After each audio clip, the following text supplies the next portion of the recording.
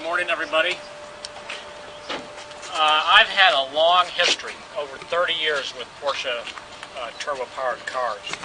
I started back in 1973 when I was driving in the Can-Am with the 917-10, and I've worked up all through the years, including with the Porsche GT1.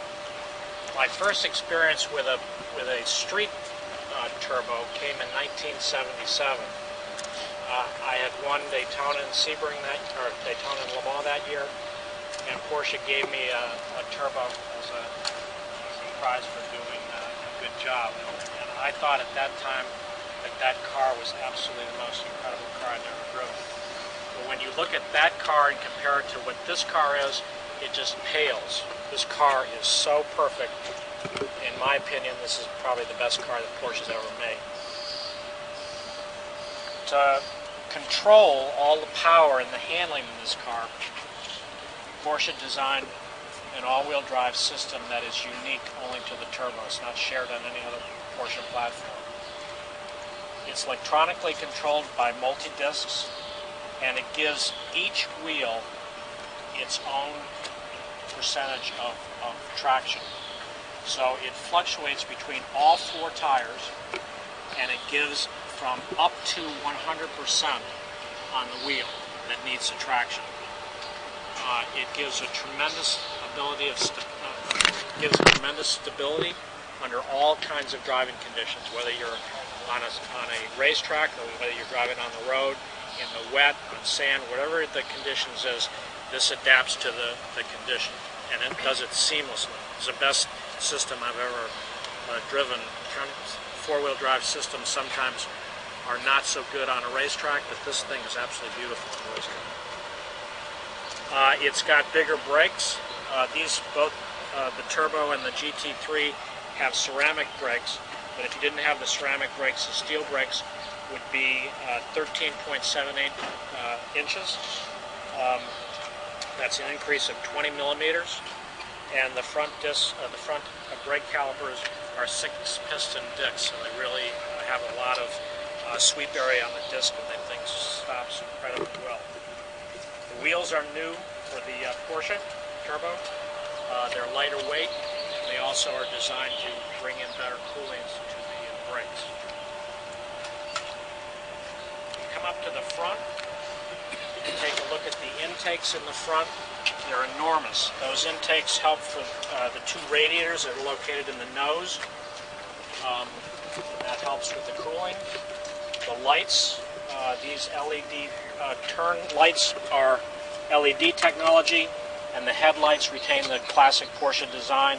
They are bi-xenon lights. When you turn those things on at night, it's like turning on the sun. They really light up the whole night. You come to the side. The inlets in the turbos or in the fenders are new design. These duct air into the intercoolers and also to the rear brakes. The doors are aluminum. The door weight saving alone is 31 pounds. So it's a big savings on the weight just in the doors alone. And there's a composite along the rocker panel, which is easily changed if it gets any kind of rock damage. If you walk around to the back, the rear fender, or the rear width of the car is bigger, and the fender bodies are bigger. When the rear wing is raised up, it's actually 1.3 inches lower than the old wing on the 996 Turbo, but it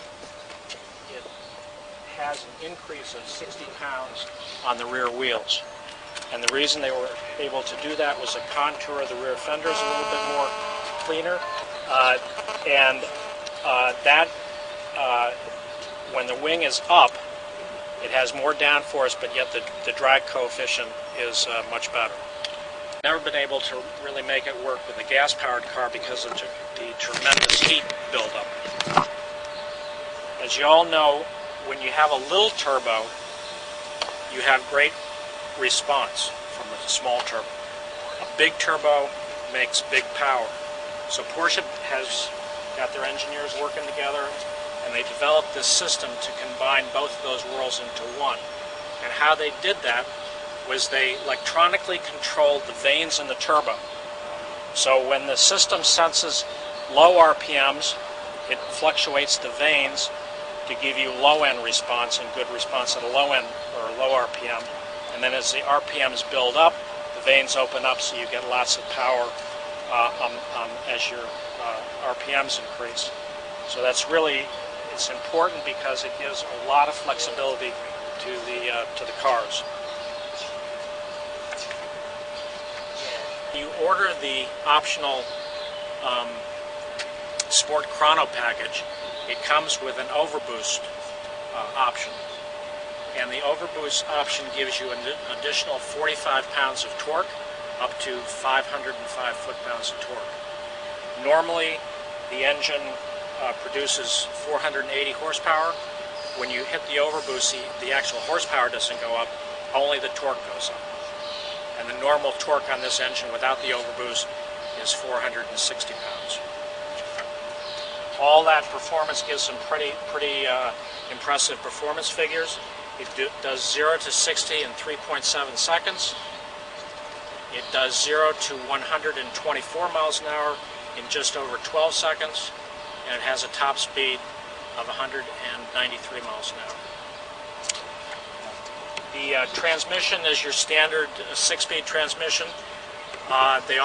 These cars can be ordered with the Tiptronic, as in all these cars. They've got a new system on the Tiptronic called Fastback, which means that when you take your foot off the throttle and you put it on the brake within 1.5 seconds, it will immediately start the downshift. If you remember driving the old Tiptronics, there was quite a bit of time from the time you took your foot off the gas onto the brake. You could be braking, and nothing would be going on with the transmission. Now, if you get it over there within 1.5 seconds, it starts to downshift. So it's much crisper on the downshift. It's a pretty neat thing. All of those things have not jeopardized the comfort of this car. Porsche was really very adamant about making the turbos and making all Porsches very comfortable to drive. So you've got all the bells and whistles on the inside, full leather interiors, super sound system, air conditioning, all the things that you find in true luxury cars are found in the 911 Turbo, but it does not come at the expense of performance.